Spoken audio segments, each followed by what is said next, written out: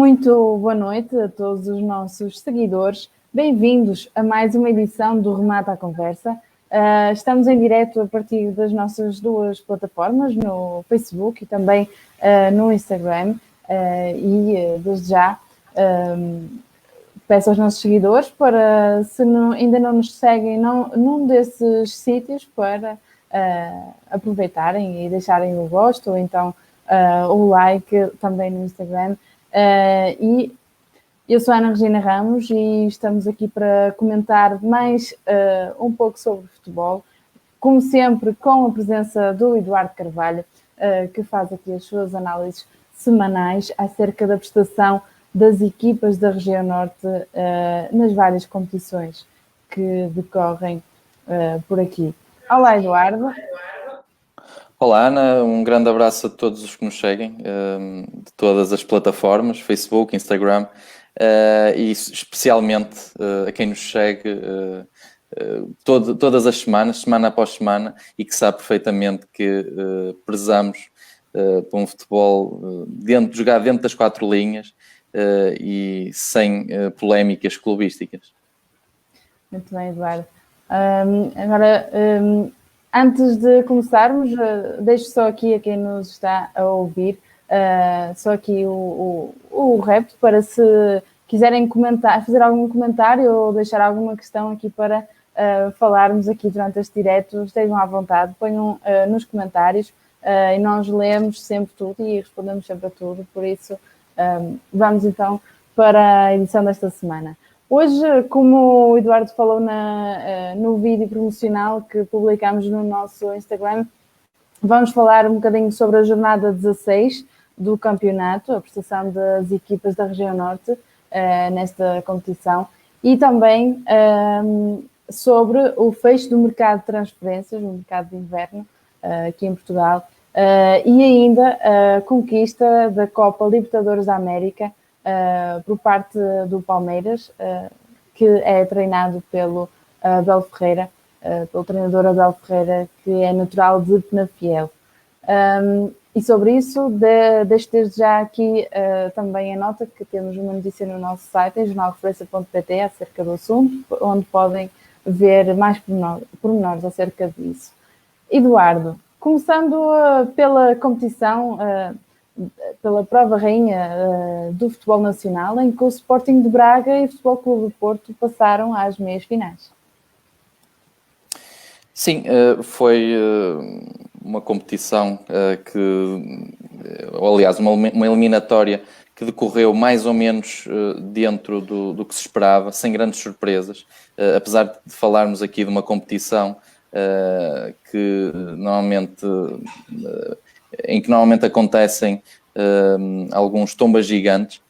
Neste caso, o Sporting de Braga defrontava uma equipa que já tinha derrotado anteriormente para o campeonato, e o Futebol Clube do Porto, uma equipa que vem de um pior momento, talvez o pior momento da época, a nível interno, a nível de campeonato, mas que é sempre uma equipa complicada, sobretudo quando joga em sua casa, e agora com Ricardo Soares tem aqui um rasgo diferente normalmente para os grandes jogos.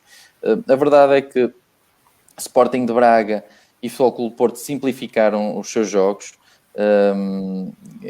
aqui apresentando também equipas muito próximas da sua máxima força, até porque os Dragões tinham tido anteriormente um jogo contra o Sporting, mas não jogaram a final da Taça da Liga. Puderam também recuperar alguns jogadores que estavam assolados pela Covid-19, e isso permitiu apresentarem-se com outro perfil neste jogo, comparativamente ao que aconteceria se tivessem disputado um jogo no fim de semana. Assim sendo, o jogo acabou por correr com alguma naturalidade, e os Dragões venceram tranquilamente, assim como o Sporting de Braga, que apesar de ter ganho apenas por 2-1, ou seja, com uma vantagem de apenas um golo, o jogo foi correndo com grande controlo por parte dos comandados de Carlos Carvalhal, que estiveram mesmo a vencer por 2-0, mas depois sofreram o golo já perto do final, o golo de honra do Santa Clara. Assim sendo, uma eliminatória tranquila, sem muito a dizer, e o Sporting de Braga e o Futebol Clube Porto a cumprirem a sua obrigação, mas também a mostrarem competência, como já haviam mostrado em outras competições, normalmente falando, por exemplo, na taça da Liga, em que chegaram às meias finais da competição. Aqui também na Taça de Portugal voltam a cumprir os objetivos e a mostrar que são equipas competentes, e por isso estão nas meias da prova rainha do futebol português. Muito bem, Eduardo, deixa-me só aqui relembrar aos nossos ouvintes que ambas as equipas vão defrontar-se agora numa das semifinais da competição, uma eliminatória a duas mãos, com a primeira a disputar-se no próximo dia 10, às 20h15. E agora, passando ao campeonato, numa altura em que ainda está a decorrer a última partida da jornada, Gil Vicente e Paços de Ferreira, esta foi uma ronda com sortes diferentes para o Famalicão e o Boa Vista na luta pela manutenção. Certo. Ambas as equipas tiveram, curiosamente, resultados semelhantes nos seus jogos, ambos 2-1, mas enquanto que o Famalicão não conseguiu vencer o seu jogo, o Boa Vista teve aqui a primeira vitória desde a chegada de Josualdo Ferreira ao comando técnico. Acho que foram realmente, esta jornada marcou aqui alguma diferença em termos de, digamos que nível de maturidade das equipas para os próximos jogos do campeonato, para esta passagem de ciclo entre a primeira e a segunda volta do campeonato, em que se nota um Boa Vista já com ideias mais assimiladas, já com Josualdo Ferreira a conseguir implementar algum pragmatismo e objetividade ao futebol axadrezado, enquanto que no Famalicão, apesar de várias mexidas, e já mais à frente já falaremos dessas mexidas em termos de mercado de transferências, a equipa ainda não se encontra como um coletivo, como um todo.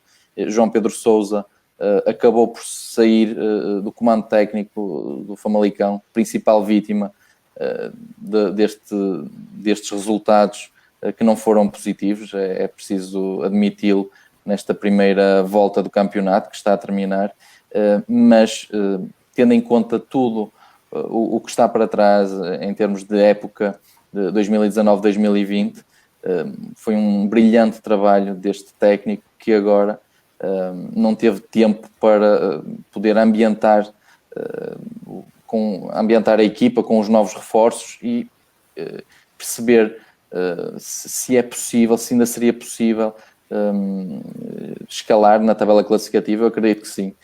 As equipas estão tão próximas entre si que duas vitórias consecutivas catapultam uma equipa praticamente para próximo de uma luta europeia. Uma equipa que está a lutar pela manutenção acaba por rapidamente subir vários degraus, e por isso acredito que havia capacidade neste treinador para reverter a situação. A verdade é que o Famalicão tem aqui mais um mau jogo, num terreno difícil. É sempre difícil jogar na Choupane, é um estádio, não só por ser uma deslocação insular, como também um estádio que está situado a grande altitude, e quase todas as equipas sentem essa dificuldade, ainda mais uma equipa que vem de um período tão complicado como é o caso do Famalicão, e por isso esse 2-1 espelhou essa diferença coletiva entre os dois conjuntos. Relativamente ao Boa Vista, tinha aqui um duelo importante, com um duelo direto e muito importante, com um rival na luta pela permanência, como é o caso do Portimonense, uma equipa que jogava em casa, tem estado melhor nas últimas jornadas, e em termos de resultados isso tem-se refletido, ao contrário do Boa Vista, e por isso esta vitória fora é mesmo muito, muito importante para solidificar processos, para que Jesualdo Ferreira comece com mais serenidade, ou um pouco mais de serenidade, construir uma equipa que aspire a salvar-se desta possível despromoção antes, algumas jornadas antes do final do campeonato. Veremos se isso é possível. A verdade é que Jesualdo Ferreira parece-me o técnico certo, pela sua experiência no Boa Vista, para catapultar a equipa para um lugar mais sereno na tabela classificativa. Bem, Eduardo, Famalicão que vai receber agora o Moreirense num derby minhoto, esta quinta-feira às 21h30. E Boa Vista vai ser visitado pelo também minhoto Gil Vicente no dia seguinte, na sexta-feira, às 21h. Na luta europeia, e numa altura em que o Paços de Ferreira e o Gil Vicente, não é? Que jogam neste momento, o Vitória e que ainda há pouco tive a oportunidade de ver o resultado, estava 2-0 para o Paços de Ferreira. O Vitória de Guimarães, que é o principal adversário, neste momento voltou a vencer, e desta feita na recepção ao Marítimo. Achas que o Vitória pode ultrapassar os Castores no fecho da primeira volta do campeonato? Acho que tem essa hipótese. Não acho previsível que o consiga antes do seu jogo em atraso. Este Gil Vicente Passos de Ferreira, antes de iniciarmos a nossa emissão, estive a ver com relativa atenção, apesar de faltar aqui uma outra situação que estava a preparar do programa, mas com relativa atenção vi o jogo e parece-me um Paços de Ferreira que se mantém muito forte a todos os níveis. É uma equipa coletivamente muito forte e depois com individualidades que resolvem a maioria dos seus jogos. É assim, por vezes, contra equipas grandes, tem acontecido, tem dificultado muito a vida aos candidatos ao título, e depois contra equipas do seu campeonato, ou até que lutam pela permanência. É uma equipa que normalmente não facilita e tem muita capacidade para resolver os jogos a seu favor. O Vitória de Guimarães, que está neste momento à frente por um ponto, mas que se o Paços de Ferreira ganhar o seu jogo, como parece encaminhar-se nesse sentido, passará para 2 pontos à frente, com mais um jogo, e só em meados de fevereiro é que o Vitória conseguirá repor o jogo em falta no seu calendário. Até lá, não acredito que na próxima jornada haja aqui um volte-face entre estas duas equipas e que o Vitória ultrapasse os pacenses nesse quinto lugar. Depois, então, pontualmente é possível. Não era expectável há umas jornadas atrás, mas os vitorianos conseguiram uma boa recuperação. Tem sido uma equipa muito mais sólida e consistente nos seus processos. Mérito aqui para João Henriques, como falamos na edição anterior do nosso programa. E por isso, mais uma vitória nesta jornada para o Vitória de Guimarães, 1-0 frente ao Marítimo. Uma equipa que é uma equipa difícil, vinha de um mau resultado, mas é uma equipa difícil, e vinha de um mau resultado precisamente contra o Paços de Ferreira, na Madeira, no Estádio dos Barreiros, e isso revela aqui a competência destes dois adversários na luta pela Liga Europa. O Vitória teve aqui uma vitória bastante tranquila, apesar do 1-0 frente ao Marítimo, e por isso, se o Paços voltar a vencer esta jornada, mantém-se distâncias por agora. Veremos quando o Vitória conseguir concluir o seu jogo em falta do calendário na primeira volta. E aqui, deixa eu só relembrar que o Vitória de Guimarães visita agora o Benfica na sexta-feira às 19 horas e o Paços de Ferreira vai receber a Tondela no mesmo dia às 21 horas. Quanto ao adversário dos pacenses desta noite, o Gil Vicente, como eu referi há pouco, que estão a jogar ainda, vai deslocar-se ao estádio do Bessa para um duelo direto na luta pela permanência. Falta falar aqui também na luta pelo título, onde o Futebol Clube do Porto e Sporting de Braga aproveitaram a jornada de clássico para ganhar pontos ao Benfica. O que é que te pareceu aqui estes jogos? Sim, tivemos realmente um Futebol Clube Porto Rio Ave, em que nós vimos há umas jornadas atrás, antes de um clássico, o Rio Ave conseguiu empatar o Sporting no seu estádio, ainda na vigência de Pedro Cunha, no comando técnico da equipa, e agora com Miguel Cardoso, recém-chegado ou recém-regressado ao Rio Ave, tinha aqui mais uma hipótese de emperrar aqui a campanha de uma equipa grande, de um candidato ao título. A verdade é que o Futebol Clube Porto teve uma entrada muito forte no jogo, tem melhorado nesse capítulo, Sérgio Conceição, na forma como consegue imprimir à sua equipa essa abordagem ao jogo mais forte. Nem sempre aconteceu neste campeonato, pelo menos, mas essas entradas fortes normalmente resultam em jogos mais fáceis no seu decorrer, e aqui o Futebol Clube Porto teve várias chances para marcar na primeira parte, acabou por fazê-lo já perto do intervalo, por Luís Dias, que até então esteve muito perdulário. Também na frente de ataque, Marega parece claramente em baixo de forma.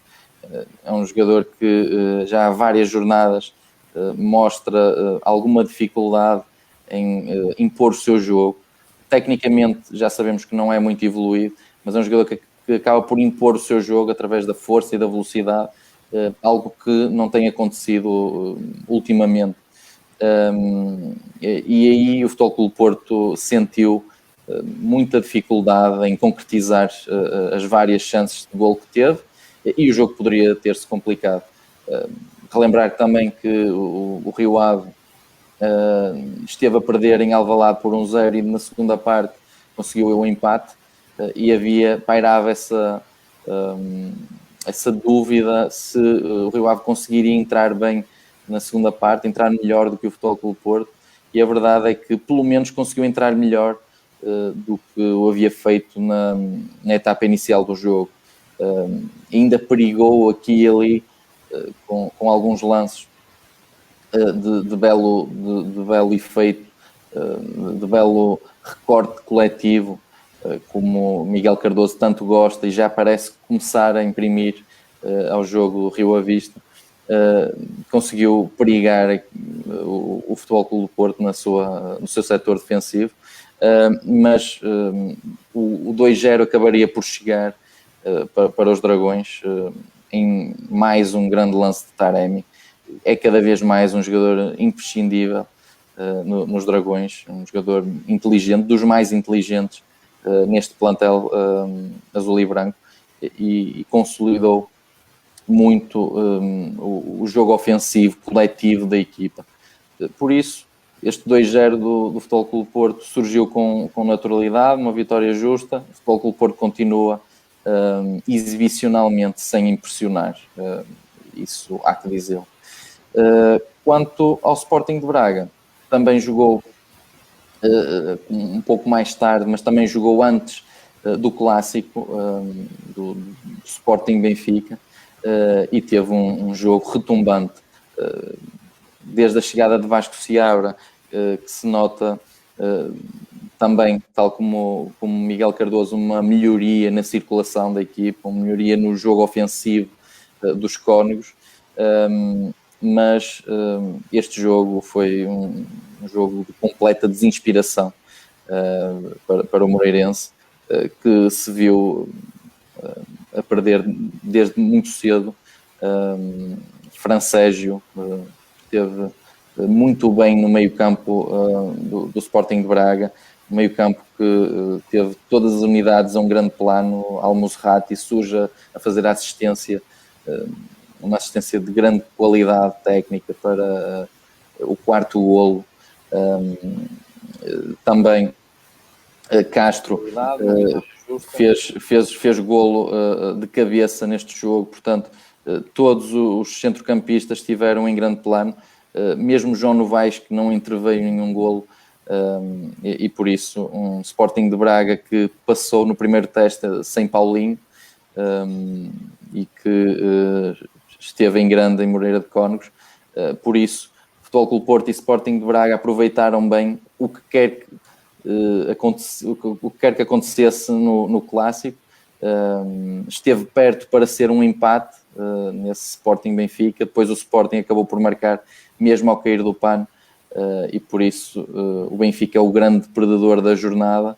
O Sporting de Braga iguala os encarnados na tabela classificativa, e o Futebol Clube Porto consegue alargar a distância para o Benfica para 5 pontos, algo que não era expectável há meia dúzia de jornadas atrás. Por isso, o Futebol Clube Porto cada vez mais destacado como direto perseguidor do Sporting, mas este Sporting de Braga continua muito competente em todas as competições. João Eduardo, o Moreirense que vai a Famalicão, enquanto os vilacondenses vão receber o Nacional da Madeira na sexta-feira às 17 horas. Quanto aos candidatos ao título, o Futebol Clube do Porto vai fechar a primeira volta em casa do Belenenses Stade às 19 horas desta quinta-feira, e o Sporting de Braga vai jogar em casa frente ao Portimonense 2 horas mais tarde. E quando estamos a uma jornada do final da primeira volta, está encerrado o mercado de inverno em Portugal.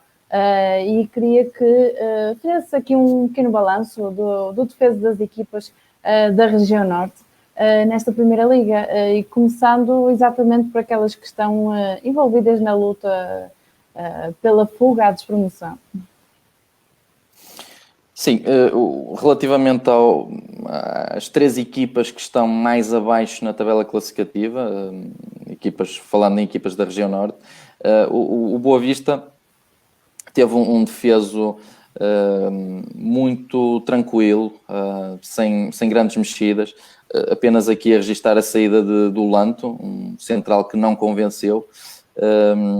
Também de Musa, Joara terá sido um jogador que apareceu aqui a espaços, mas sem grande impacto na equipa, e de Alberto Bueno, que não foi praticamente utilizado nesta primeira volta do campeonato, mas é um segundo avançado de grande classe, e sinceramente não percebo esse subaproveitamento deste jogador, que até poderia ser perfeitamente utilizado como falso 9, e que é para mim o maior enigma neste Boa Vista.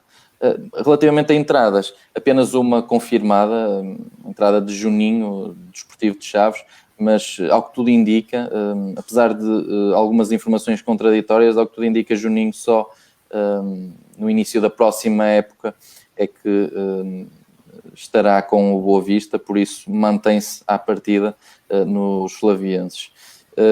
Relativamente ao Famalicão, foi eventualmente o campeão, pelo menos o campeão nortenho do defeso de inverno, porque teve aqui várias mexidas.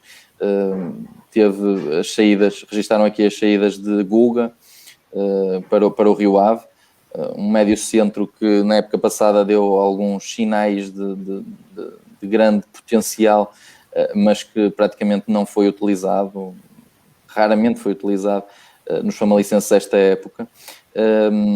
E também Ruben Lameiras, e assim uma das figuras da equipa, um dos melhores, um dos menos maus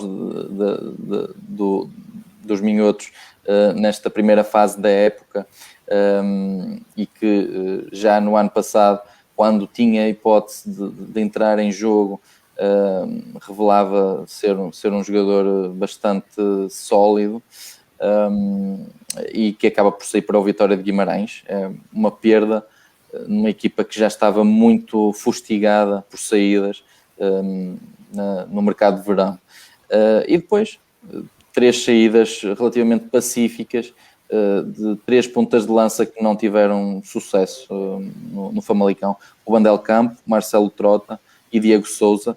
Este último, um jogador renomado, um jogador que foi muito bem sucedido no Sporting de Braga, e isso projetou para outros voos, projetou inclusivamente para a seleção nacional, mas que desde então, desde essa época de afirmação, já esteve inclusivamente no Benfica na época passada, passou pelo futebol chinês e não tem tido continuidade nesse sucesso, tem tido um rendimento muito abaixo do esperado, e aqui no Famalicão não foi, eu só não diria que não foi exceção, porque não teve também grandes oportunidades, mas eventualmente os treinadores não tinham grandes motivos nos treinos para os lançarem, ou neste caso o treinador, porque isso também já vem acontecendo nos últimos clubes por onde tem passado.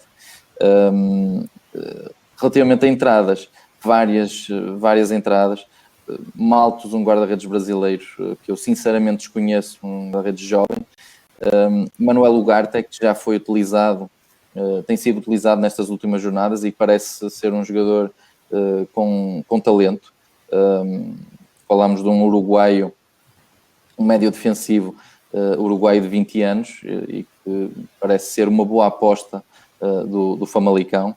E depois entradas mais recentes, como é o caso de Diogo Figueiras, um lateral direito que estava, digamos que encostado no Sporting de Braga, mas que tem muito valor, um jogador que certamente vai trazer um aumento de nível à lateral direita do Famalicão. Do lado contrário, Ruben Vinagre é emprestado neste caso pelo Olympiacos, aliás, pelo Wolverhampton, ele que esteve no Olympiacos na primeira parte da época por empréstimo, e agora segue para o Famalicão, não tendo tido sucesso nos gregos, mas é sem dúvida um dos laterais portugueses de maior potencial, sendo ele ainda um jogador muito jovem e que já teve alguns lampejos de qualidade nos Wolves. Também por empréstimo, e aqui sim já do Olympiacos, PP Rodrigues, um jogador que se afirmou no Vitória de Guimarães, mesmo não sendo sempre titular, era um jogador de grande classe, um jogador de um nível técnico muito elevado. No Olympiacos, perante a concorrência, não teve uma facilidade de adaptação que o permitisse ter grandes chances neste início de carreira internacional, mas terá aqui um espaço de afirmação fantástico e uma boa aposta, quer para ele, quer para o clube, este empréstimo de PP Rodrigues. Já Kraev é também emprestado pelo Midtjylland, ele que na época passada esteve em grande nível pelo Gil Vicente, e que aqui chega novamente ao futebol português como um craque em potência para uma equipa que luta pelos objetivos de Famalicão, que são pelo menos a manutenção, mas aspirar eventualmente a algo mais, que é aquilo que na época passada conseguiu, essa luta europeia até à última jornada. Chegou também por empréstimo Heriberto Tavares, e também para essa posição de extremo esquerdo chegou o Ivo Rodrigues aí a título definitivo, um jogador com formação no Futebol Clube de Porto, que esteve nas últimas épocas no Antuérpia, e que é um valor seguro. Parece-me um jogador do nível de Ruben Lameiras, que há pouco falamos, saiu para o Vitória de Guimarães. Este é extremo pelo lado esquerdo, mas uma boa aposta dos Famalicões. E por fim, Alexandre Guedes, que chega por empréstimo do Vitória de Guimarães. É um jogador que também vai ao encontro da ideia de jogo do anterior treinador, João Pedro Sousa, e acredito certamente do novo treinador. Já falaremos desse novo treinador do Famalicão em seguida. Portanto, vários empréstimos, mas também alguns jogadores contratados a título definitivo. Na época passada, o grande erro do Famalicão foi essa contratação redundante de jogadores por empréstimo. Aqui faz sentido, por se tratar do mercado de inverno,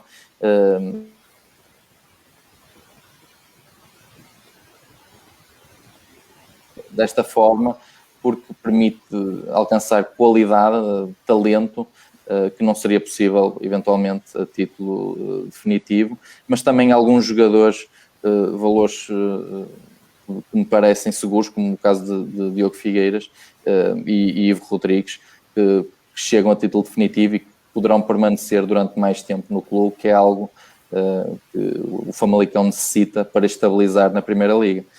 Por fim, quanto ao Gil Vicente, de todas, é para mim a equipa que esteve melhor neste mercado, não porque contratou melhor, mas porque praticamente não perde ninguém importante, ninguém que tinha sido importante na primeira fase da época. Saiu Daniel Fusato, que foi um enigma, um jogador que vem da Roma, que já esteve nas seleções brasileiras, alguém que supostamente tem um grande potencial, mas continua a não o confirmar aqui no Gil Vicente, continua a não destronar Denis, e entretanto foi contratado também Bernardo, um jogador que se afirmou há 2 épocas no Desportivo das Aves, um excelente guarda-redes, por isso uma troca que acaba por ser benéfica para os gilistas. Saíram também mais 4 jogadores que não costumam ser utilizados na equipa minhota e entraram mais 3 reforços de grande qualidade, que já o provaram no campeonato português há algumas épocas, como é o caso de Paulinho, um lateral direito que se destacou no Desportivo de Chaves e que chegou ao Sporting de Braga. Agora regressa, depois de uma experiência internacional, ao futebol português. Pedrinho, que foi uma das figuras do Passos de Ferreira até há 2 épocas atrás, número 10 de grande qualidade e que o Gil Vicente não tem desde a saída, precisamente de Kraev, de que falámos há pouco. E Pedro Marques, que é um goleador que o Sporting tem na sua formação e que empresta ao Gil Vicente até ao final da época. Faltava precisamente um jogador com essas características, sobretudo desde a saída de Sandro Lima, o jogador, o melhor finalizador deste Gil Vicente.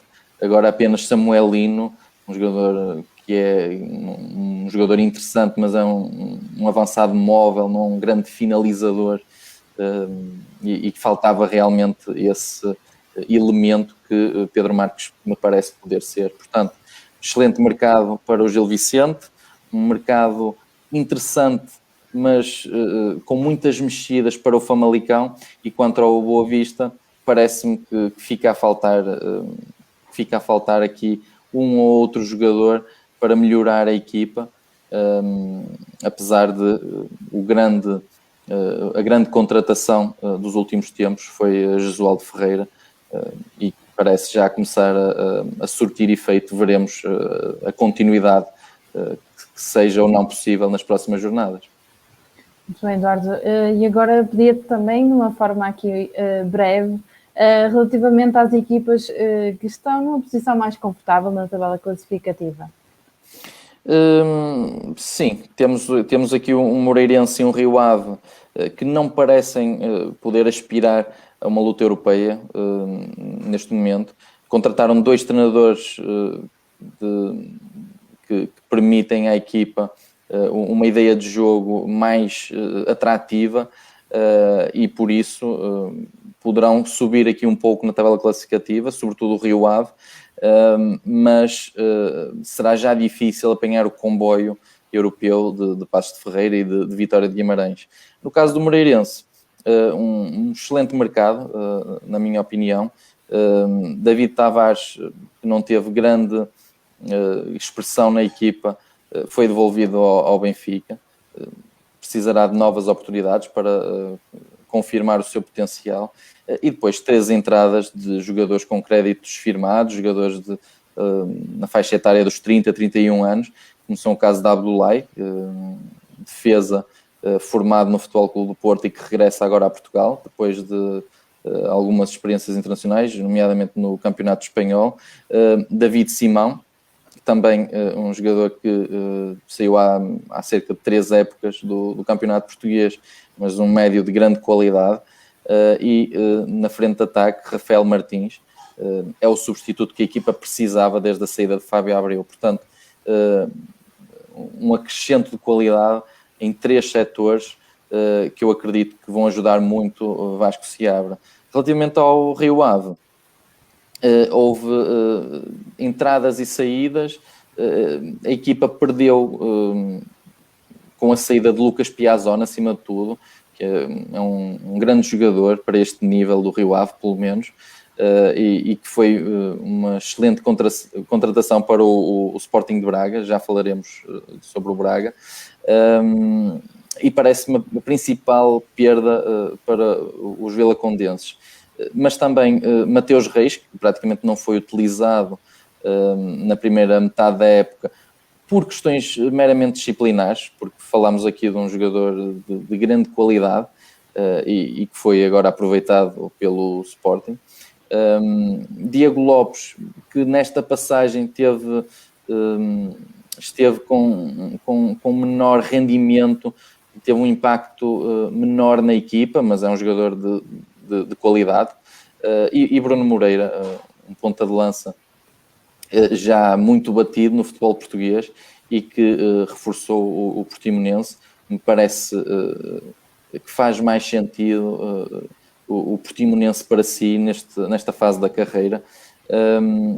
Quanto a entradas de jogadores menos conhecidos, como Sávio e Anderson Cruz, jogadores que vêm do futebol sul-americano. No caso de Anderson Cruz, vem do Bolívar, uma equipa do campeonato boliviano. Ele é luso-angolano e vem para tentar mexer um pouco com o setor, o último terço do terreno do Rio Ave, que me parece faltar muita criatividade. Uma equipa que tem aqui alguns jogadores interessantes, nomeadamente pela rapidez, mas que depois lhe falta criatividade. Além de Francisco Geraldes, não há muitos jogadores que consigam trazer isso à equipa, e agora com a saída de Diego Lopes e Piazon, muito mais se vai sentir esse problema. Veremos se Anderson Cruz será esse jogador. Guga parece uma boa contratação, apesar de ele estar um pouco tapado no Famalicão na primeira parte da época. Na época passada revelou aqui e ali lampejos de qualidade, e poderá ser uma solução diferente do que são Filipe Augusto, do que são Tarantini. Tem um perfil mais de jogador que conduz bola com qualidade e também que tem uma qualidade técnica superior, sobretudo a Tarantini.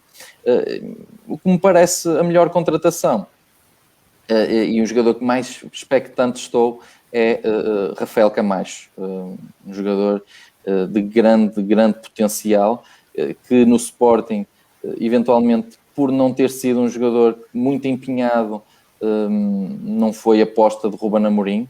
Começou por ter aqui e ali algumas oportunidades, mas depois foi-se esvaindo.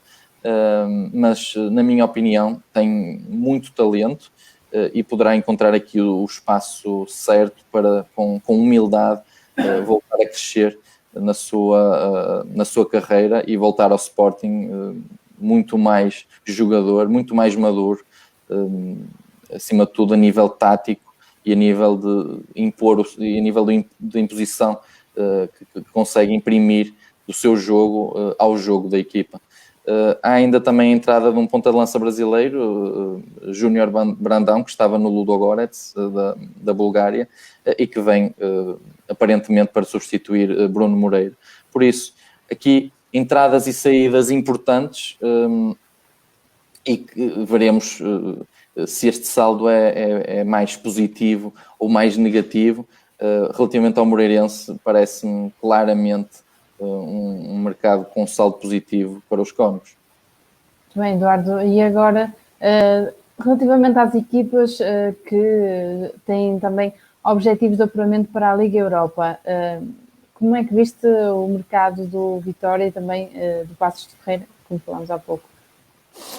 O Vitória de Guimarães praticamente fez aqui só 2 mexidas, aliás 3 mexidas, a saída de Mateus Mascarenhas, que praticamente não jogou nesta primeira fase da época, ele que vinha do Fluminense, e vindo do Fluminense há sempre alguma expectativa, um jogador brasileiro, um lateral jovem, mas não se conseguiu impor no Vitória.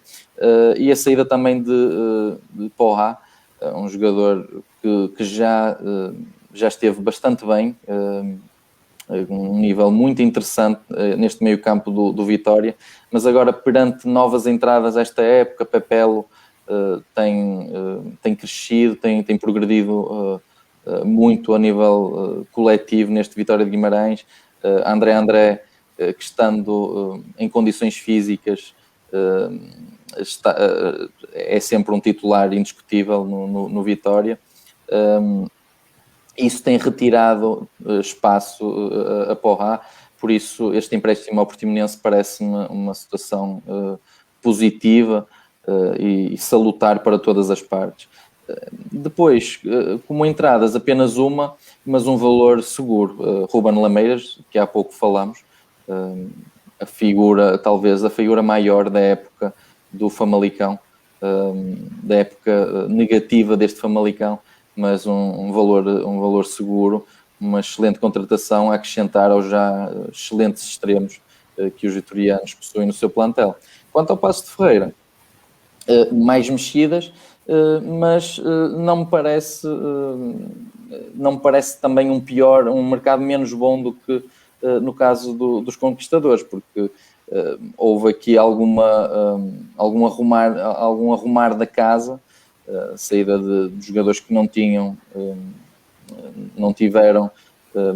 grande chance de se impor nesta primeira parte da época, como é o caso de Simão Bertelli, o guarda-redes, Simão Rocha, um lateral esquerdo, também Bernardo Martins, este médio ofensivo versátil, Pedro Martelo, um avançado que também vinha com um grande cartel, com formação no Sporting de Braga, mas que não se conseguiu adaptar a estas ideias de Pepa, e por fim Paul Ayong, que na época passada esteve emprestado ao Mafra e agora volta à segunda liga para o Académico de Viseu. Para mim, de todos estes, este é aquele que tinha mais condições para se impor, mas Douglas Tanque tem estado num nível fantástico nos pacientes. Paul Ayong poderia ser a melhor sombra para Tanque, assim Pepa não o entendeu. Eu conheço este jogador desde de algumas épocas atrás, em que representou o Amarante com grande qualidade, e parece-me que tem potencialidades que poderiam ser muito úteis ao Paços de Ferreira ou a outra equipa. Tem tido dificuldade nestes níveis superiores, nestes níveis profissionais, mas para mim continua com grande potencial. Os restantes são também empréstimos e que serão sempre positivos para a carreira destes jogadores, que são jogadores jovens e que voltarão certamente mais fortes na próxima época. Há também a saída de Oleg Ryabchuk, que foi um dos destaques dos Pacenses, este lateral esquerdo, que foi contratado ao Futebol Clube do Porto, e que agora segue para o Olympiacos, uma transferência de 2 milhões de euros, e por isso financeiramente muito interessante para o Paços de Ferreira, que no entanto conseguiu, em sentido contrário, o concurso de Pedro Reboixo, que é um lateral de grande qualidade, um lateral que já há muitas épocas me parece desaproveitado. Ele que esteve muito bem no Besiktas na época passada, mas pelo Guingamp continua sem ser uma aposta, e é um jogador que precisava mesmo desse regresso ao futebol português, na minha opinião, para ser olhado de outra forma, inclusivamente pelos clubes nacionais que lutam por outros objetivos. É um jogador, na minha opinião, um dos melhores laterais esquerdos portugueses, está certamente no top 5, e com 25 anos tem aqui uma hipótese de revitalizar a sua carreira. Por outro lado, Paços de Ferreira é o clube ideal para o seu futebol, estando até a lutar pela Liga Europa. Entrada também de um jogador que não conheço honestamente, Cristiano Parano, vem da segunda Liga dos Estados Unidos, é um médio argentino de 21 anos, mas vindo a custo zero, é um investimento sem grande discussão, será sempre positivo a priori para o Paços de Ferreira.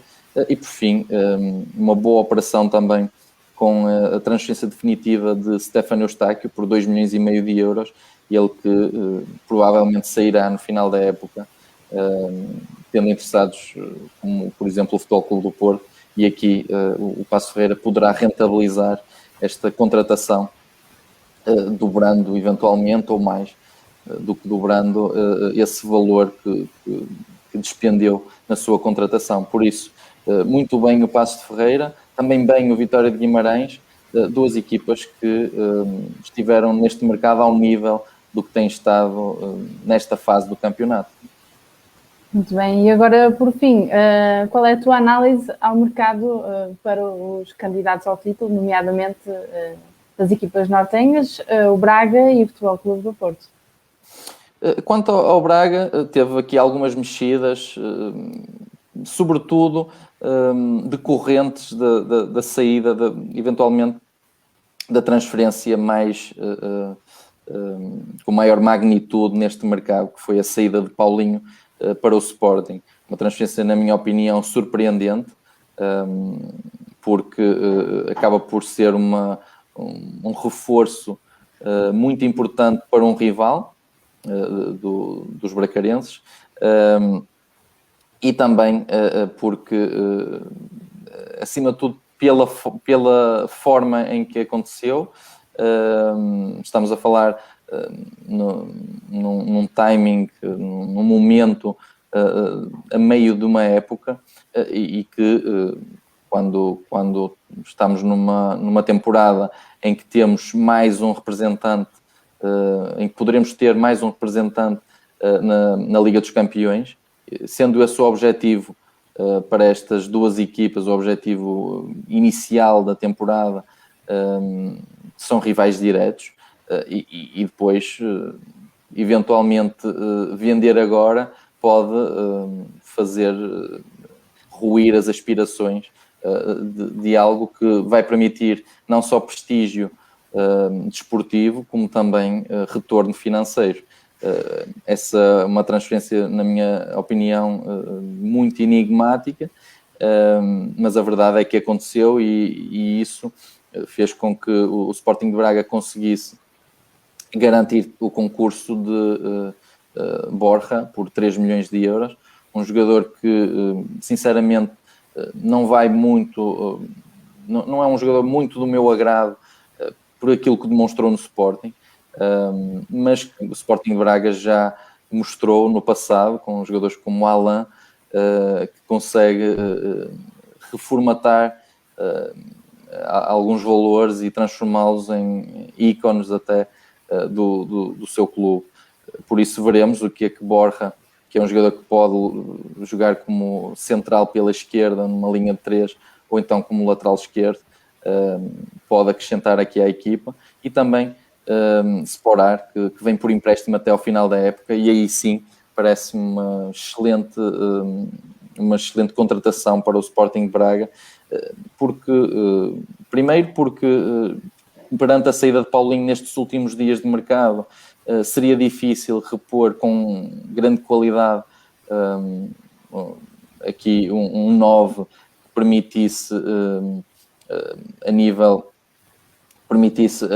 nacional e a nível internacional estar à altura dos pergaminhos dos arsenalistas.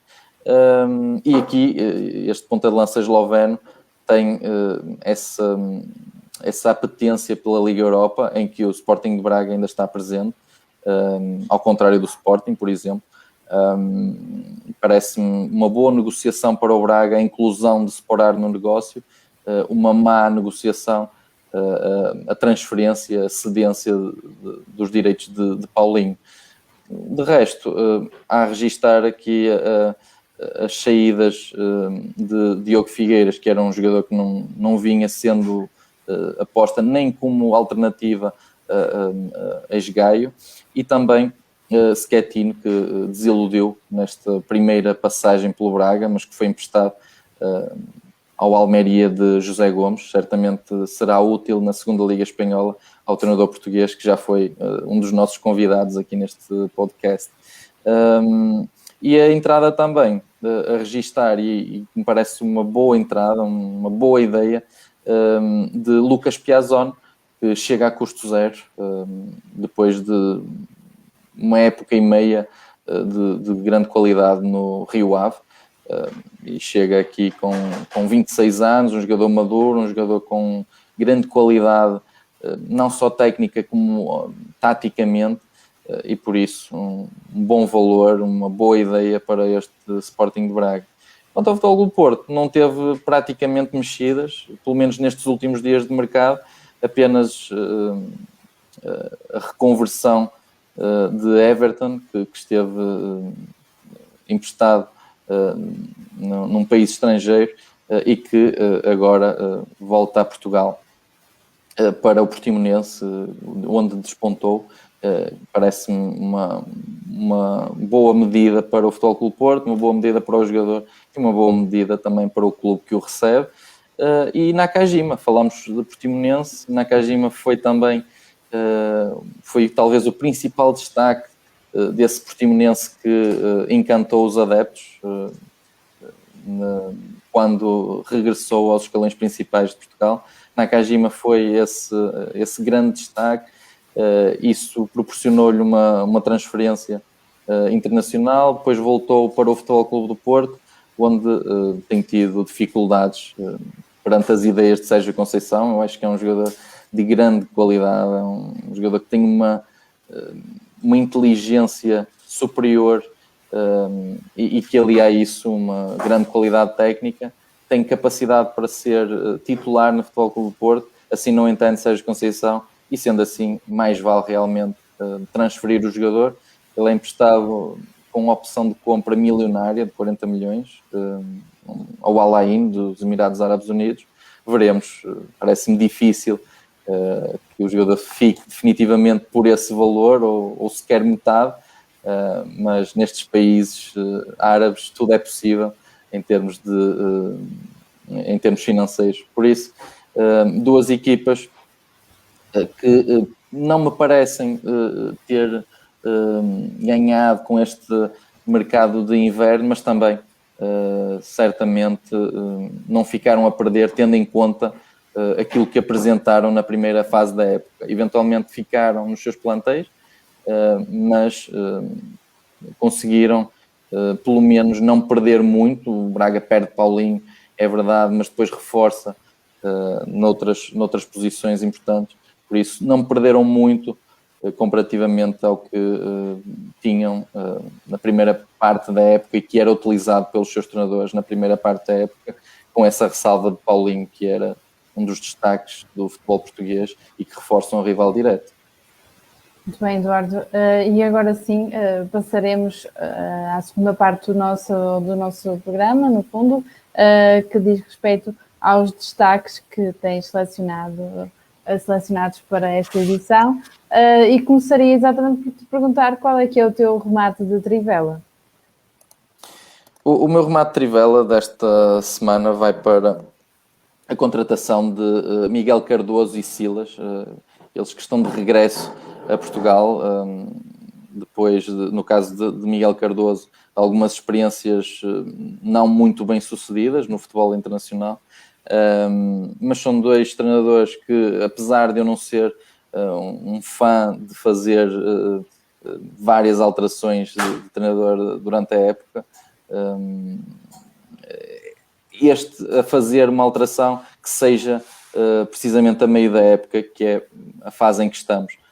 Estamos a uma jornada da segunda volta e por isso o momento é o ideal para fazer esta troca e a fazer-se também esta troca que seja com treinadores que têm qualidade não só técnica global, como também trazem um futebol atrativo agarrado a essa qualidade que já tem e certamente que Miguel Cardoso traz isso ao Rio Ave, ele que já fez um grande campeonato nos Vilacondenses anteriormente. Silas esteve muito bem no Belenenses, não tão bem no Sporting, mas um Sporting numa fase mais conturbada do que está neste momento, e tem aqui a possibilidade de voltar a reerguer as suas carreiras e também voltar a reerguer os seus clubes. Bem, e quanto ao teu remate ao ângulo? O meu remate ao ângulo vai para a primeira vitória de Josualdo Ferreira no Boa Vista. Eu acho que o professor já tinha trazido uma melhoria relativamente a Vasco Seabra. Não que Vasco Seabra seja um treinador de menor qualidade, mas é um treinador mais inexperiente e que não casava muito bem com esta mentalidade boa-visteira. Josualdo Ferreira regressa a uma casa onde teve pouco tempo, esteve meramente um mês e meio antes de ser transferido para o Futebol Clube do Porto, mas parece-me que pode, pela sua capacidade, pela sua experiência, pelo seu conhecimento de várias equipas e vários campeonatos, pode trazer aqui uma maturidade muito maior ao Boa Vista e isso tem sido visto nas últimas jornadas. Conseguiu alguns empates importantes, mas esta é a primeira vitória e veremos agora qual é a continuidade que Josualdo conseguirá dar a esta vitória importante num terreno de um rival direto. Muito bem. E o teu remate final? O remate final é uma repetição da semana anterior, mas eu tinha mesmo que o fazer. Esta vitória vai para esta vitória de Abel Ferreira, esse penafidelense que venceu a Copa Libertadores da América. Mesmo que não o tivesse vencido, já tinha sido fantástico este trabalho e foi por isso que na época na edição passada fiz a referência ao magnífico ciclo que tem sido o de Abel Ferreira neste Verdão, mas a verdade é que uma final entre equipas paulistas torna isto num derby de São Paulo, e quando se fala em derbys sabemos que pode cair para qualquer lado, independentemente do momento das equipas. Um jogo de futebol é assim, é imprevisível, mas fica muito mais imprevisível quando se fala em derbys. As duas equipas não têm estado muito bem no campeonato, mas o Palmeiras acabou por ser uma equipa mais forte ao longo da época. Está também na final da Copa do Brasil e isso faz perceber-nos que não é meramente um fruto de sorte esta vitória na Copa Libertadores. E Abel, vimos vários sinais de que é um treinador de top nas passagens que teve pelo Sporting de Braga, pelo PAOK, onde teve uma importante vitória frente ao Benfica, e onde estava a consolidar esta equipa no topo, essa equipa grega no topo, e agora o Palmeiras, que tem aqui a possibilidade de juntar a Copa Libertadores à Taça do Brasil, que são os 2 títulos mais importantes para um clube brasileiro, e ainda a presença, pelo menos a presença, mesmo que não chegue à final, a presença no Mundial de Clubes é um feito também para este treinador, que antes não tinha ainda conquistado qualquer título e que teve uma aposta de risco na ida para o Campeonato Brasileiro. Pareceu-me uma aposta claramente arriscada, depois do trabalho tranquilo que estava a fazer no PAOK, mas a verdade é que o tempo está a dar-lhe razão, está a ter uma marca indelével nos paulistas, e veremos até onde é que pode ir. E é excelente também conseguir que 2 anos consecutivos um português ganhe a maior competição de clubes na América do Sul. Por isso, Penafiel está muito grato a Abel Ferreira, e Portugal também. Um excelente trabalho deste treinador no Palmeiras. Eduardo, obrigada pelos teus comentários e obrigada também a quem nos está a assistir ou que também nos irá assistir a posteriori. Resta-me dizer que esta edição estará disponível mais tarde nas nossas redes sociais, no Facebook, no Instagram, no IGTV neste caso, e também no nosso canal do YouTube e no nosso site em jornalreferência.pt, onde podem também ver mais assuntos sobre desporto, mas também sobre a região norte. Obrigada por estarem desse lado e até à próxima edição.